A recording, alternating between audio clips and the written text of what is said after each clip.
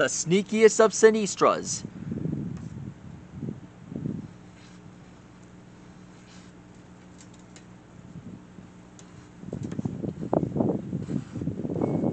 Now has showed up.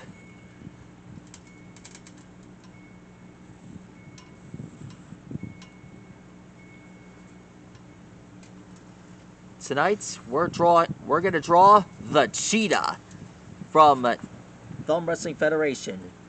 She's always cheating and always failing. There's never any excitement in these matches anymore. We never let her wrestle because her cheating never works. Plus, she might get disqualified for that.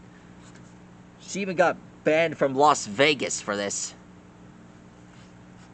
She got framed for a lot of crimes as well. Hopefully we'll never see her again.